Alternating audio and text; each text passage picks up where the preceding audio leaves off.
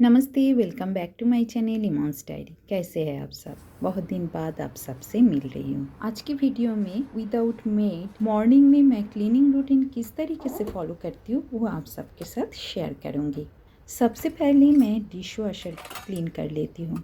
सारे सूखे हुए बर्तनों को अपनी अपनी जगह पे प्लेस कर देती हूँ और ये काम मैं शुरू करती हूँ जब मेरी बेटी स्कूल निकल जाती है और मेरे हस्बैंड ऑफिस के लिए निकल जाते हैं। मैं कितना ही टायर्ड रहती हूँ, रात को ही मैं सारे बर्तनों को डिश वॉशर में धोने के लिए डाल देती हूँ, जिससे मेरी मॉर्निंग की शुरुआत स्ट्रेस फ्री होता है।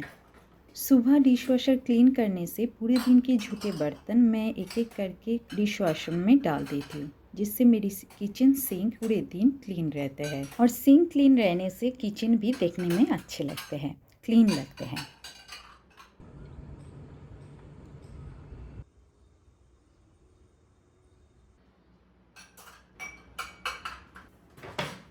इसके बाद मैं वॉशिंग मशीन चालू कर देती हूँ और इसी टाइम पे मैं वॉशिंग मशीन के ऊपर अच्छे से क्लीन कर लेती हूँ, नहीं तो बाद में रह जाते हैं और होता नहीं है, फिर इसमें डस्ट जमते रहते हैं।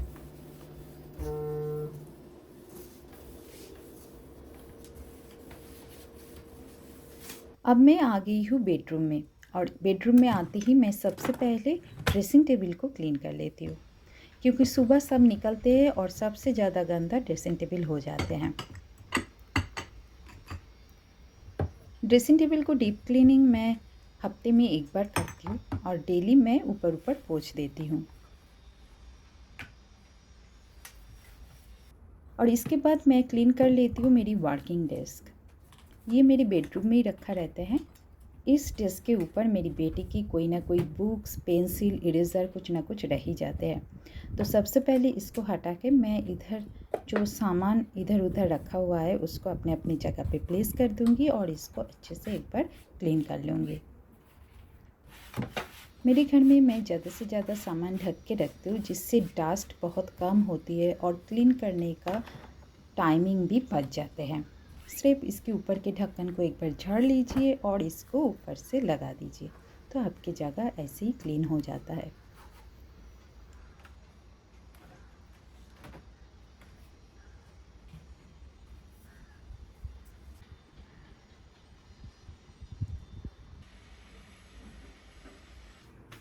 इसके बाद मैं बेड को अरेंज कर लूँगी। कल ही मैंने बेडशीट को चेंज की हूँ। बेड अगर मेसी रहता है तो काम करने का एनर्जी नहीं आता है, बहुत आलसी आता है देखने में, इसलिए बेड को अरेंज करना बहुत ज़रूरी होता है। मैं समर के टाइम एसी ब्लैंकेट यूज़ नहीं करती हूँ, मुझे उतना अच्छा नहीं लगता है। मैं प्रेफर करती हूँ कॉटन की कोई भी चादर। ये चादर मैं फोल्ड करके बेड के ऊपर ही रख देती हूँ इस तरीके से, जिससे बेड देखने में भी अच्छे लगते हैं।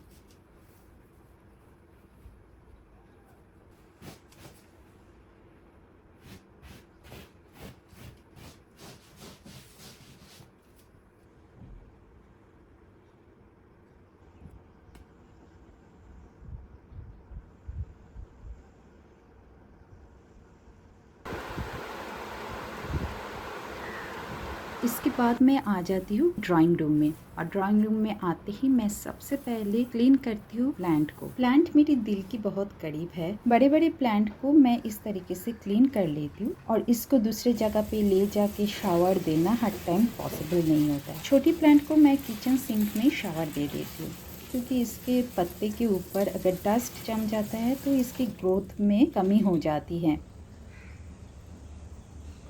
और इसी टाइम पे जो पत्ते सूख रहा है उसको मैं कट कर देती हूँ।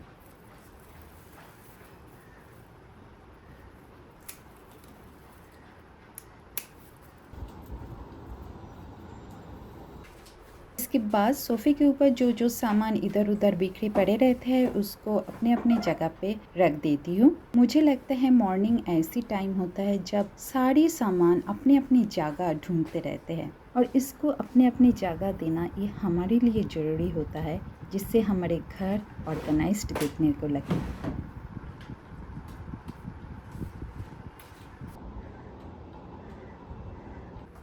डाइनिंग टेबल के ऊपर कुछ ना कुछ सामान रह ही जाते हैं, ये कुछ ग्लासेस निकले थे कल कुछ डेज़र्ट खाने के लिए, जो धोने के बाद मैं इधर रख दिए थे सुखाने के लिए। अब इसको मैं क्रॉकरी यूनिट्स में रख दूँगी।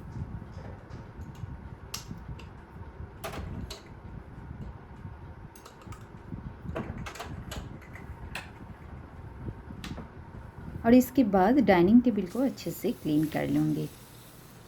डाइनिंग टेबल के ऊपर मैं ऑलवेज़ एक ट्रांसपेरेंट टेबल कवर लगा के रखती हूँ। ये प्लास्टिक की है, जिससे मेरी डाइनिंग टेबल क्लीन करने में इजी होता है। अब मैं लिविंग रूम के जो कैबिनेट है उसको क्लीन कर लूँगी। डेली मैं ऊपर ऊपर ही क्लीन करती हूँ। डीप क्लीनिंग मैं महीनों में एक बार करती हूँ।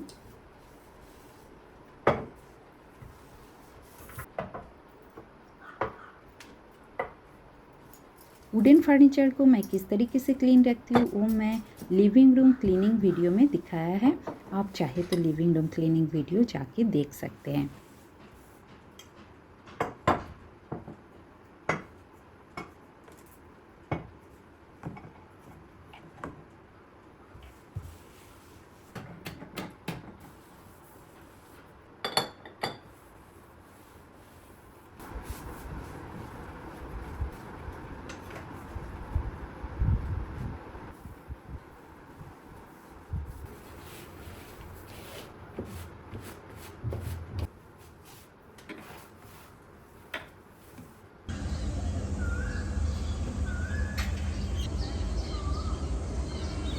क्लीनिंग के साथ साथ लंच बनाना भी ज़रूरी है। क्लीनिंग के साथ साथ ये काम भी मेरे चलते रहते हैं। कुकिंग के टाइम कभी कभार जल्दबाजी में हम हाथ से ही मसाले डाल देते हैं, नहीं तो सब्जी काटने के बाद जब हम हाथ धोते हैं वो हाथ हम जल्दबाजी में हमारे कपड़े में ही पोंछ लेते हैं, जिससे हमारे कपड़े भी गंदे होते हैं। नहीं तो वही हाथ अगर किसी में लगाते हैं तो वो सामान भी गंदे हो जाते हैं। इसीलिए मैं एक नैपकिन मेरे ओवन के पास ही रखती हूँ, जिससे मैं हाथ अच्छे से पोंछ लेती हूँ, जिससे मेरी किचन की सामान अच्छे से क्लीन रहता है। स्पैचुला यूज़ करने के टाइम भी मैं एक डिश या स्पैचुला रेस्ट यूज़ करती हूँ, जिससे मेरी ओवन या काउंटर टॉप क्लीन रहता है। आज मैं बंगाली फिश करी बना रही हूँ। ये करी बहुत ही लाइट होते हैं और गर्मी के टाइम खाने में बहुत अच्छे लगते हैं, जिसमें सिर्फ कटे हुए अदरक, हल्दी और जीरा पाउडर मैं डालती हूँ और ये बहुत टेस्टी बनते हैं।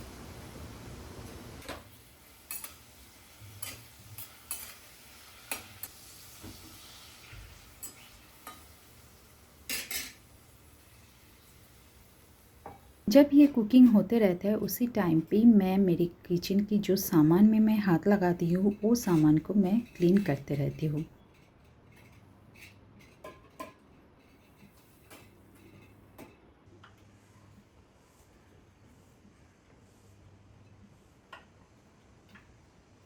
इसी टाइम पे मैं फ्रीज भी क्लीन कर लेती हूँ और किचन कवर्ड भी क्लीन कर लेती हूँ। मेरी कोशिश रहती है कि किचन में जब मैं आती हूँ तब किचन के सारे काम कंप्लीट करके ही निकलूँ, जिससे मेरे बार बार किचन में आना ना पड़े।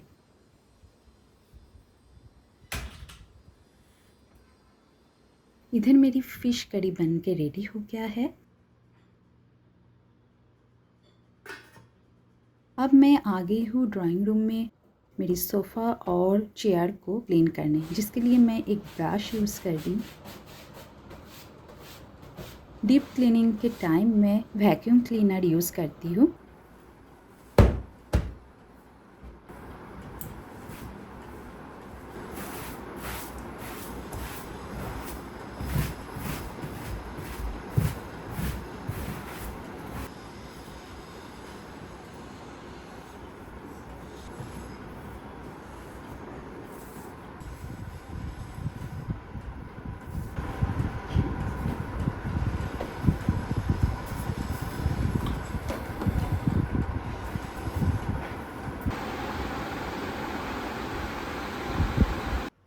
हमारे घर की शू रैक बाहर रहते हैं, जो शू बाहर पड़े रहते हैं उसको शू रैक के अंदर रख के इसी टाइम पे मैं शू रैक को भी एक बार क्लीन कर लेती हूँ।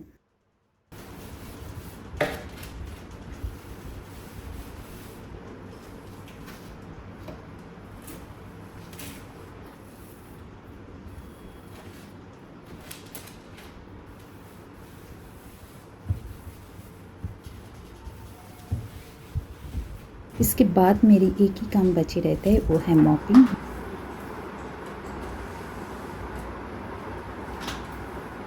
मॉपिंग करने के बाद मैं चली जाती हूँ नहाने और इसके बाद मैं पूजा कर लेती हूँ। ये काम हम लोग हर दिन करते हैं, लेकिन जब एडिट करने बैठी तब लग रहा है कितने सारे काम हम लोग डेली करते हैं। जो भी हो, आज की वीडियो आप सबको कैसी लगी कमेंट करके ज़रूर बताना। वीडियो अगर पसंद आती है, मोटिवेटेड लगते हैं तो प्लीज़ वीडियो को लाइक, शेयर और चैनल को सब्सक्राइब करना मत भूलिए। आज के लिए इतना ही, फिर मिलेंगे नेक्स्ट किसी वीडियो में। तब तक आप बहुत अच्छे से रहिए, खुश रहिए। Take care and bye bye.